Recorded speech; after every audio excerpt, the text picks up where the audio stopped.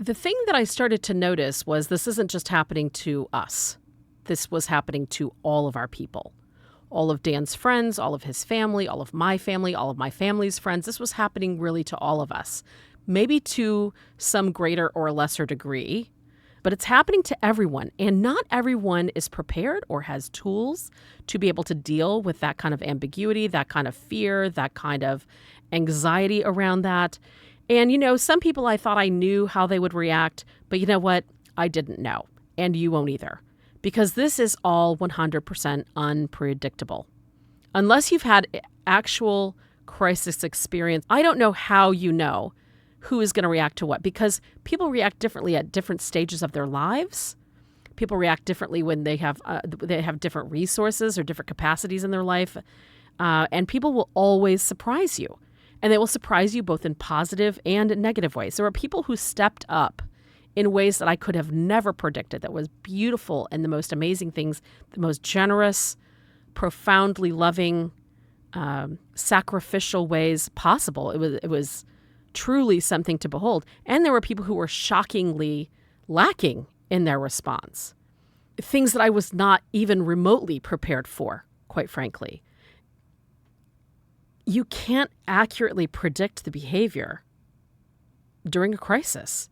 Different people will respond differently. And they started showing up in groups, honestly. I mean, I started kind of seeing these tendencies happen. And, part of the way that I dealt with that was coming up with these names for these different groups and really thinking about my approach, because I felt like it would help me and my expectations of them, how I interacted with them. And again, this is an energy management game. You've got to protect yourself for the long haul and protect your energy. So who are the different kinds of people? And I thought the first group that showed up, of course, was supportive people. These are people who were very interested and fairly genuine. They, maybe they were polite, but they were supportive. These were nice people who were interested, at least initially.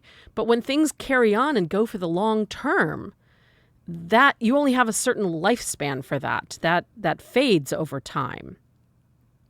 So supportive people are positive and polite and kind. There's maybe a little bit of two-way understanding there, but my approach with them was reasonable exposure. I was limited in the details that I shared with them, but I was honest.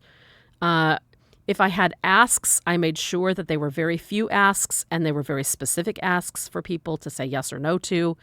I put a medium investment level with supportive people, and I felt it was safe to be cooperative with most of those people. Tone-deaf people, that was a different story. The tone-deaf group maybe had short-term interest, but they would only participate in what was comfortable for themselves, and it was certainly weighted to their own perspective. They were very unlikely to be helpful, and they were just tone-deaf. They just did not understand. And I don't know that it's not that they could have understood. I don't think they wanted to understand the level of crisis. I don't think they wanted to have to change their behavior or be uncomfortable in any way. And that's what made them tone deaf. My approach to them was to be polite. I shared only cursory information that was very important. I gave them passing exposure, or gave myself passing exposure to them. I limited my investment there. And I used a lot of deflection and distraction, quite frankly. I was mostly cooperative with that group, but I was very prepared to defend my boundaries. Now, fear-mongers are a different group altogether. These people are absolutely drawn to the drama, and it's almost entertainment. They just like being the center of things. They like making all the calls. They like telling all the news. They tend to be invasive to my privacy. They tended to overshare, and they may or may not be helpful in tasks. So these folks, I really limited access to the information. I was very careful with my word choice. I was specific but careful. I distracted them with activity. I got them to agree to certain preferences or rules, if you will, early in the game. I limited to any need that I requested of them to something very, very light, and I limited my investment of time and energy because my exposure to these people was costly. And this is an energy management game. You've got to protect your own energy. I was cautiously cooperative, but very prepared to be assertive if I needed to be. And in some cases, when they pushed too far or too hard, I would use their own fear to limit their own behavior. So that was a useful tool.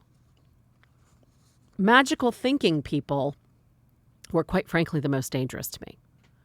These were people who were dangerously out of touch with what was really happening. And it wasn't that they weren't up on the news, quote unquote. It was they were out of touch with the realities of what was happening.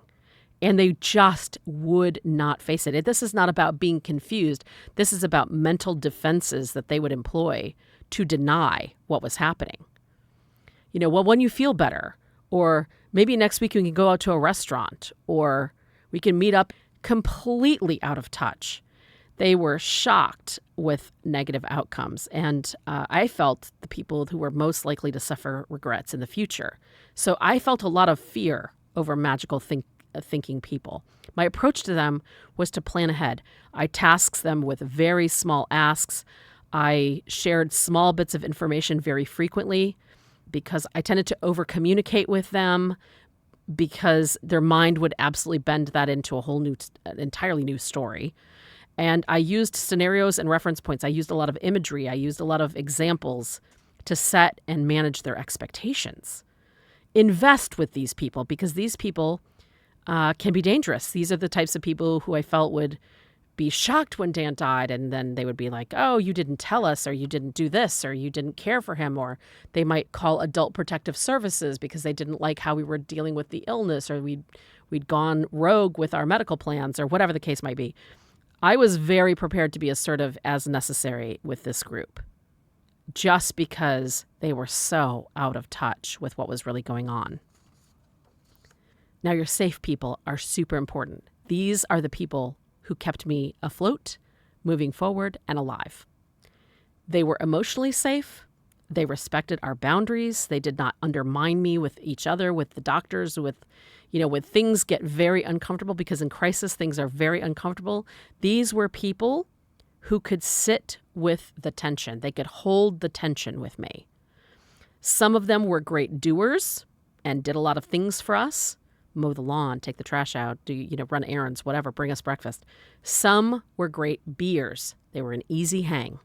They would come over and it would be normal and great interaction and feel good. My approach to them was I invested time and energy with them because that's what was fueling and feeding me. Who qualifies for this group was sometimes surprising. People kind of came out of the woodwork, and some moved into this world that maybe hadn't quite been in that world before, and others moved out of the world that I thought would always be my safe people. It surprised me. These are folks you absolutely want to reveal your needs. They are safe to do so, and use your words with them. Share both positives and the negatives. And I gave them full access to everything that was happening. And that really, truly served me well. I was careful about these groups. I was cautious in how I interacted with them.